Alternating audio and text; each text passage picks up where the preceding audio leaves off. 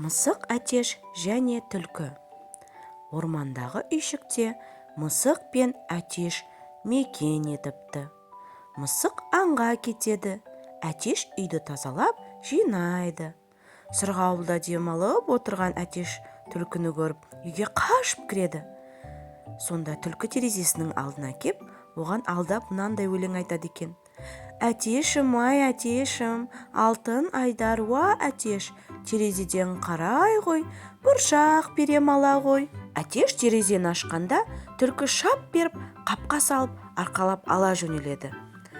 Қаптан басын шығарған әтеш: «Ку-ка-ре-ку, түлкі мені арқалап, ну орманмен қашпақшы, биік таудан аспақшы, бауырым менің мысығым, құтқарсаңшы, қайдасың?» деп айғайлайды. Мысық түлкіні қуып жетіп, әтешті аман алып қалады. Сөйтіп ол әтешке былай дейді: «Байқа, терезеден қарама, түлкіні тыңдама, әйтпесе ол сені ұстап алады да жеп қояды» дейді. Әтеш келіседі. Келесі күні мысық тағы аңға кетеді. Әтеш сырғауылға қонақтап шақыра бастайды. Түлкі жылмаңдап келе қалады. Әтешге қашып кіреді.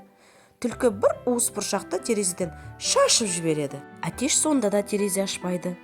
Сонда түлкі: «Сен өзің мүлде тәкаппар болып кетіпсің ғой. Қарасаңшы, бұршағым көп ақ, мұның бәрін қайда қоямын?» дейді.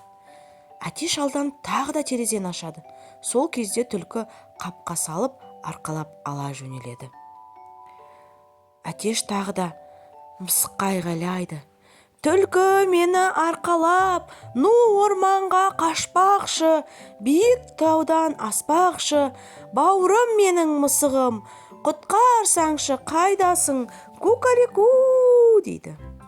Мысық түлкіні қуып жетіп, әтешті босатып, үйге ертіп әкеледі. Үшінші күні қу түлкі тағы келіп, әтешті алдай бастайды. «Уа, әтешім, саған айтайын деген сөзім бар. Мұжықтар тары тасыды. Бір қап тесік екен, ішіндегі барлық тарысы жолға шашылып қалыпты. Теріп алатын ешкім жоқ. Терезеден қарасаң көресің» дейді. Әтеш терезені ашқанда, түлкі шап беріп үйіне алып кетеді. Мысық алысқа кеткен екен, әтештің көмекке шақырғанын естімей қалады. Үйге келіп, әтешті таппаған соң, гуслин қолына алып, түлкінің үйіне барады. Не де болса, әтешті түлкі ұрлап кеткен екен ғой дейді. Түлкінің үйінің жанына келіп, әндетеді: «Тыңғырлаттым гуслиді, ішек алтын мінекей, үйде мекен бұл түлкі, шықша сыртқа, әй түлкі» дейді. Құймақ құйып жатқан түлкі қызын жұмсайды. Мысық оны қапқа салып алады. Екінші қызы шығады. Оны да қапқа салып алады. Мысық тағы әндетеді. Түлкі әтешті жұмсайды. Мысық әтешті ертіп, үйіне қайтады. Соңы. Балалар, сендерге ертегі ұнады ма? Келіңдер, осы ертегі желісі бойынша ойын ойнайық. Мына суретте қандай аң жасырынған? Дұрыс жауабы түлкі. Ал мына суретте қандай аң жасырынған?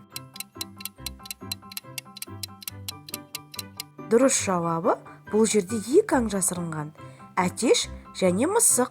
Біз әтештің басын және мысықтың құйрығын көріп тұрмыз. Жарайсыңдар. Балаларға арналған қазақша контентті қолдай кетіңіз. Ол үшін арнамызға тіркеліп, жүрекшені басып, пікір қалдырыңыз. Өзіңіздің достарыңызбен бөлісіңіз.